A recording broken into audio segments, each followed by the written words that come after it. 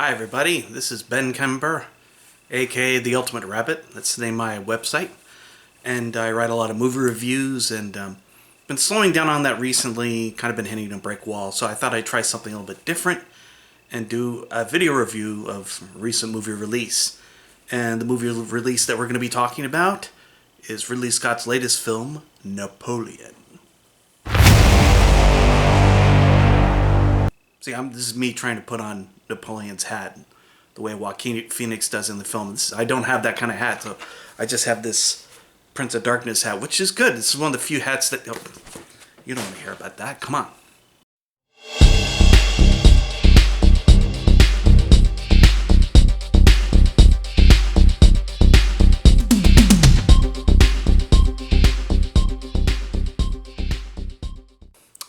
Napoleon is the latest film from the great Ridley Scott. He's 85 years old. He's still trucking. That's my man.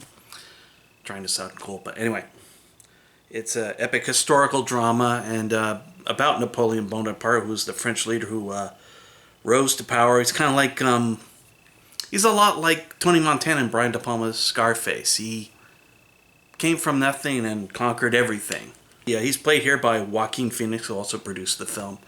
Seems kind of like an odd choice at first because Joaquin Phoenix is an American actor and Napoleon Bonaparte was French.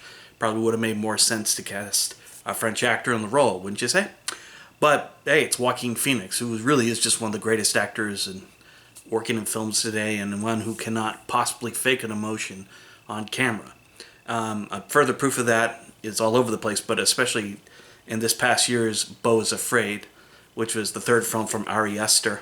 Watching Joaquin in that movie was exhausting, and it's enthralling to watch him here. I mean, at first I was kind of curious about his acting choices because he seems to have a little nervous tics here and there, and again, the fact that he's not French is probably going to rub a lot of people the wrong way because, God forbid, we have an open mind or remember that it's acting that he's doing. He is an actor.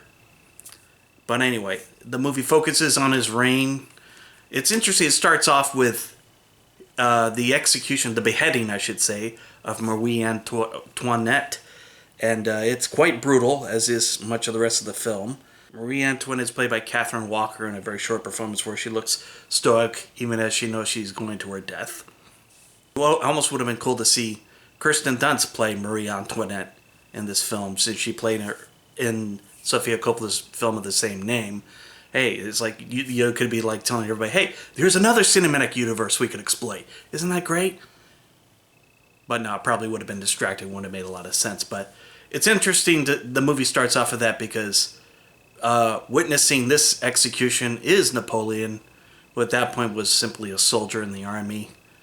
The next thing you know, he says, hey, I can take care of this. I know what I'm doing.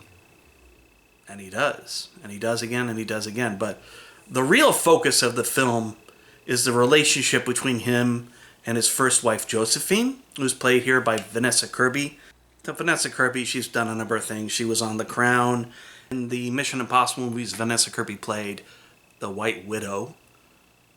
And she certainly was more of like a Black Widow, considering how cold she was and ruthless she was. And it makes her the perfect sort of acting partner for Joaquin Phoenix. I loved how they sort of stare each other down in the film. Like, what are you thinking? What are you thinking? What you see is what you get, you know. That's what's happening there. And the scenes between Joaquin and Vanessa are really at the heart of the film. And they're the best things about it. Just seeing these two sort of play off one another feels genuine. And it's just wonderful how they kind of try to manipulate one another. So this movie looks great. It's a Ridley Scott film, right? I mean, why wouldn't it look great? As all of his movies look great. The battle sequences are amazing. Remind you very quickly, this is the same man who directed Gladiator, which won Best Picture, but apparently it was one of those films that directed itself since Ridley was not nominated for Best Director for some bizarre reason. It looks great. There's a lot of blood and carnage on display. A horse gets blown away at one point, which will probably disturb some of the audience members. Hey, it's just a movie. Be cool. Having said all that, I have some mixed feelings about the film. And I guess I came into it, I love biopics because they help to humanize these historical figures that we've only learned about in our school textbooks. And back in the day, we were always given a very one-sided view of said historical figures. It's like, oh, this guy was great. He did this, he did that. Memorize these dates. And it made me wonder why in today's day, why the same historical figures were not treated with the same reverence. We were always criticizing them. Hey, they didn't criticize them back then, did they? Well, it turns out they did, but the teachers didn't really do a very good job of fleshing these people out. They're complex human beings, and Napoleon is a complex human being as well. And we had another great biopic this year called Oppenheimer, which is still probably my pick for the best film of 2023 to date. And that did a wonderful job of humanizing him and what he did, as well as the people around him. When it comes to Napoleon, I kind of got the feeling that we could have known more about the man throughout the film. Joaquin, again, is great, but you get the sense that I'm not always sure you could tell what made him tick. I mean, the key to this film is the relationship between him and Josephine, which I think came to inspire his decisions, and maybe that's why he did what he did, out of love. I mean, love makes you do crazy things, although, as it's said in Natural Born Killers, love bites the diamond. And I kind of felt like I could have known more about Napoleon Bonaparte. I feel like I only knew so much. Now, this may be rectified in the future because apparently Ridley Scott has crafted a 4-hour cut of his film that it's going to be shown on Apple TV when it starts streaming, which is going to be sooner rather than later, which is a bit unfortunate. But anyway, maybe we'll get to know more about that then. As a result, the movie at times feels a bit disconnected, and I came out of it feeling like maybe it could have been more epic, more enthralling.